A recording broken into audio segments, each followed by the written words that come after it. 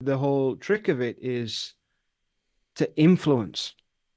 And it's funny, we live in the age of influencers now, the influence age, but we've always had that to some degree. Now we're bombarded with it from many different angles. And actually, I think that a lot of what's going to come out of this kind of oversaturation of information that we're bombarded with on social media and TV and all these different sources is that eventually people are going to hopefully come to realize that they must rely on themselves. They must become self-sufficient within themselves. That doesn't mean that they don't do things with other people or don't listen to other people, but ultimately it means that they must begin to trust themselves, their true self, and trust that inner guidance and work from the inner guidance as opposed to listening to the outside. That has been so much of the problem if you think about it throughout history. People were listening.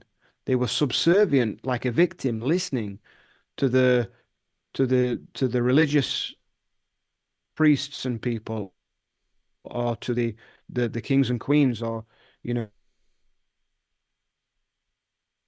the emperors and now in the modern day listening to the corporations and to the government and such, right? It's all this externalization of our power, giving away the power. And this is how a lot of these archons work and dark, demonic entities, if you will. The word demon, mon, like mono, means one. So a demon is just simply a being or an entity that is moving away from the one. They just move away from the one. That's it. They're not, instead of moving towards oneness or recognizing oneness or living from a state of oneness in accordance with oneness, they live going away from the oneness because they themselves have succumbed to the ego. They've become identified on some level with being a separate entity that needs to then suck energy from something else or needs to, uh, try to manipulate others. But they do it in a very subtle way of influencing. And if they can influence, then they can feed off of that energy. They feed off the energy of fear. They feed off the energy of extreme desire, or lust, temptation. So yeah, to me it is very funny because actually it is all being self-created.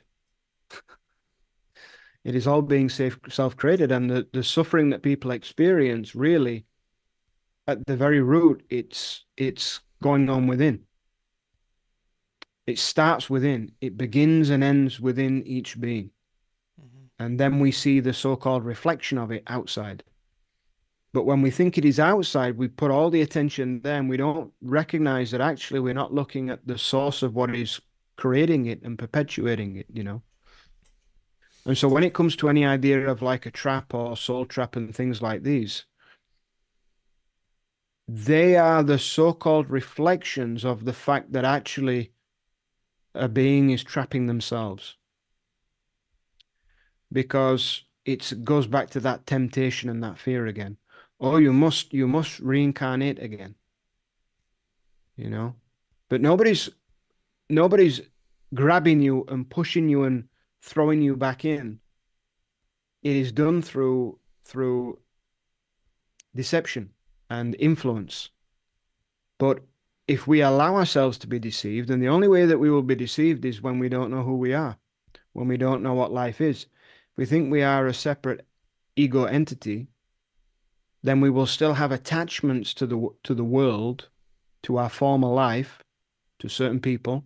And so it's very easy then to get you to say, oh yeah, reincarnate, go back, because there's something within you that is attached and tied um to going back, you see. So if we get clear on the nature of who we are and the nature of how things are, we can never be tricked. We can never be tricked. And we will not get influenced. The decision, the decision, the action, the guidance will come from our own inner guidance. And that's what the system fears most.